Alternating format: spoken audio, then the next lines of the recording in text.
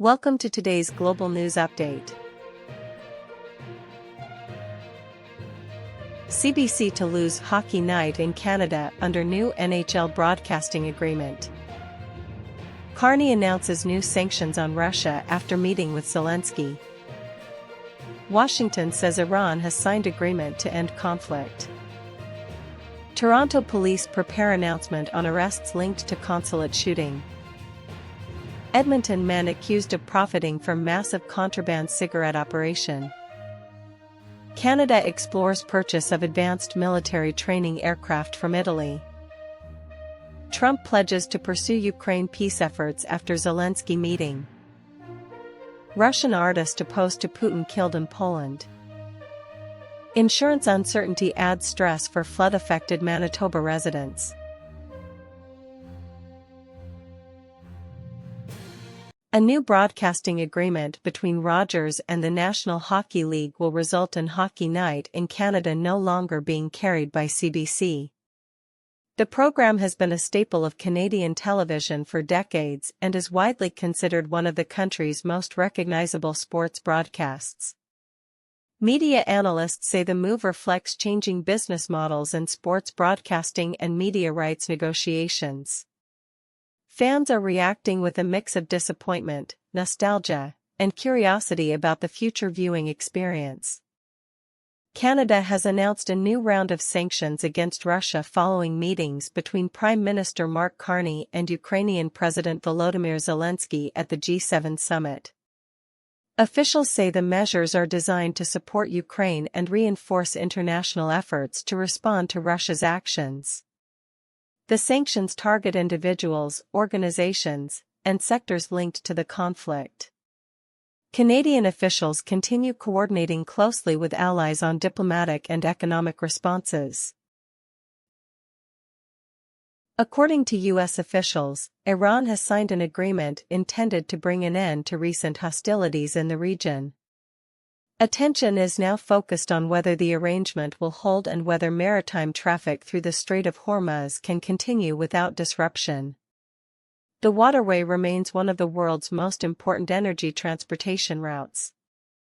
Analysts say successful implementation of the agreement could reduce geopolitical tensions and improve market confidence.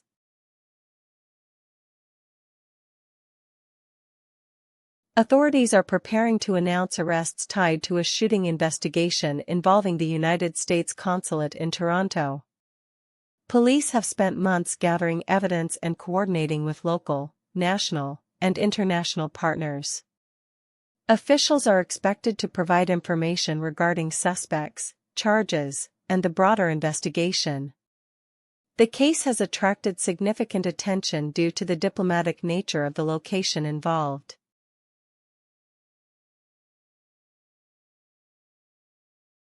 Law enforcement officials have charged 2 Edmonton men in connection with a large contraband tobacco investigation involving millions of cigarettes. Authorities allege the products were being distributed for financial gain outside legal channels. The seizure represents one of the larger tobacco-related enforcement actions in recent years. Officials say illegal tobacco sales can result in lost tax revenue and create challenges for regulatory enforcement. Canadian officials are holding talks with Italy about purchasing advanced trainer aircraft designed to support military pilot training. Defense experts say modern training platforms are increasingly important as air forces adopt more sophisticated aircraft and technologies. The discussions form part of broader efforts to modernize Canada's defense capabilities. No final decision has been announced, and negotiations remain ongoing. Following a meeting with Ukrainian President Volodymyr Zelensky, Donald Trump stated that he will continue advocating for efforts aimed at achieving peace in Ukraine. The remarks were made during the G7 summit, where leaders discussed security, diplomacy, and economic support measures. Analysts say any future peace process would require cooperation among multiple governments and stakeholders. The conflict remains a central issue in international relations. Polish authorities are investigating the death of a Russian artist who had publicly criticized President Vladimir Putin.